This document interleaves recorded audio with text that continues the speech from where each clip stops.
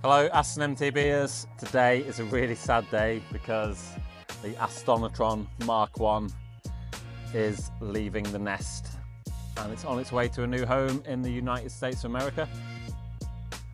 This video, I'm going to give you a quick overview of why I built the bike, why I think it's one of the best mountain bikes in the world, and some of the changes that have been made to it since I first had it built. Let's get into it.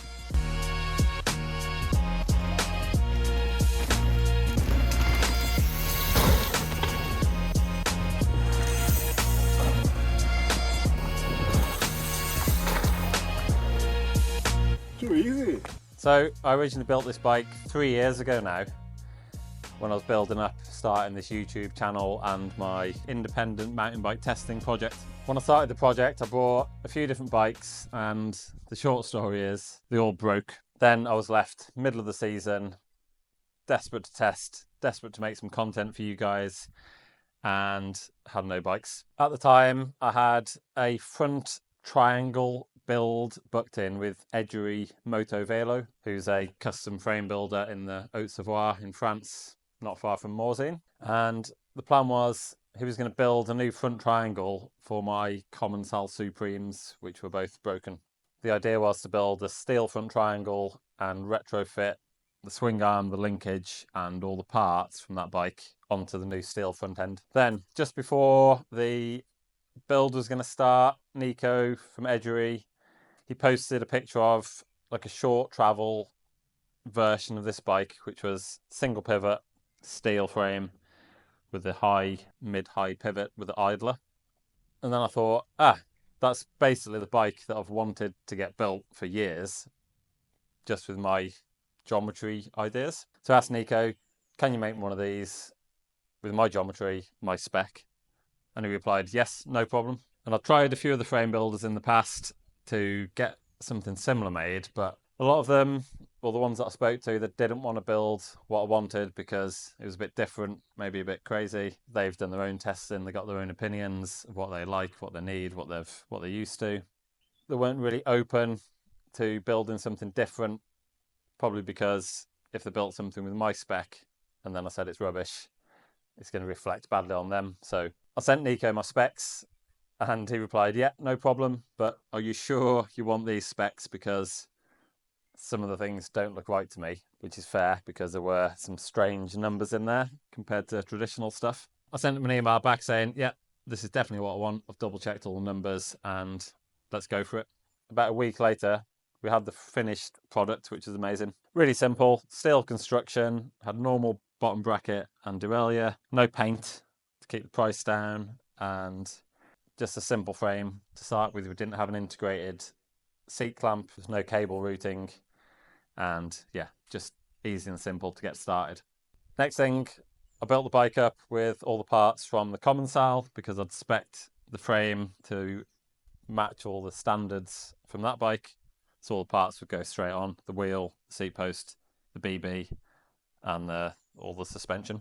Then we built 200mm travel, modern geometry or Aston geometry bike, and it was ready to go.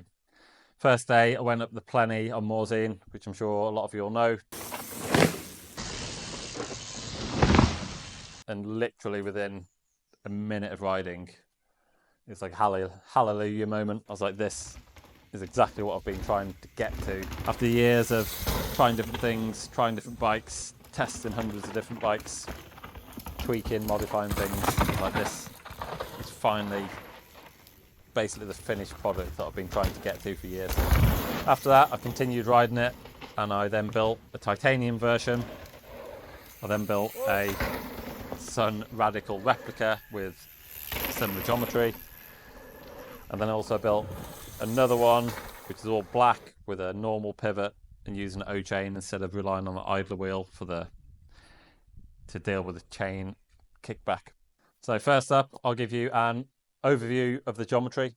I've been an early adopter of the now current geometry, which back in 2015, when I rode the first ASTON-A-TRON, was very forward thinking, really out of the box. And essentially that bike had just made the front end a lot longer, head tube a lot slacker, and it was using a shorter stem. A lot of these principles were pioneered by Fabian Burrell, Cesar Rojo, Mondraker, and Chris Porter from m.g.u. But I always felt like there's something missing with those bikes, that they basically just made the front end longer. Back of the bike was essentially the same as what we had before, where logic dictated to me that just making the front of the bike longer was going to put it out of balance. And you also need to look at the rear end of the bike and adapt that to match, to give a good balance and a good ride quality. I had done some testing with some different bikes before. For example, I had a Mondraker level MTB, which was one of the last bikes I tested when I was working at Pink Bike, and that had a 500mm reach and a 495mm chainstay.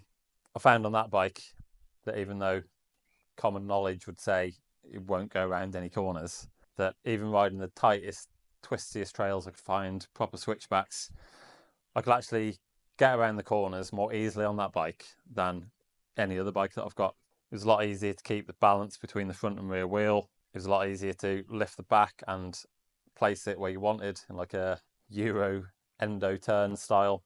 Yeah, basically better to corner on any corner, long fast corners, and also the tight stuff. The main benefit on the tight stuff was being in a more central position, which means there's less weight on the rear wheel, more weight on the front, a better balance between the two.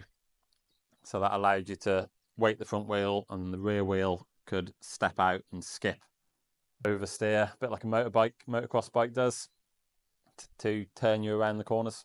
I'd also been riding a Nikolai E-Box EMTB, which had some adjustable geometry options, and I've been trying things with that, including a higher BB, and I also had my custom built Nikolai G1 super bike, which I'd extended the travel.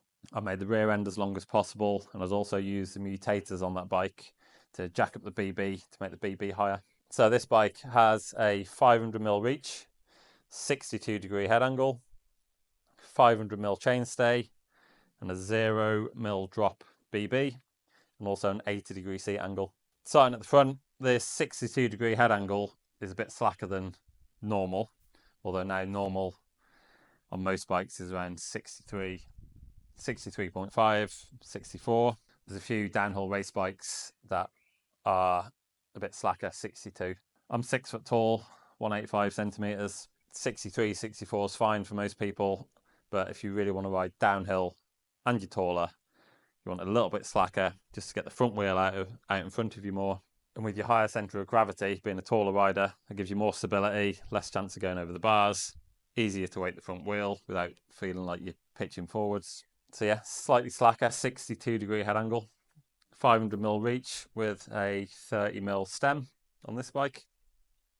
Really good for my size, really spacious, and no lower back pain, which I suffered with most of my life riding bikes that are too short, in a too short position, too much pressure on your back.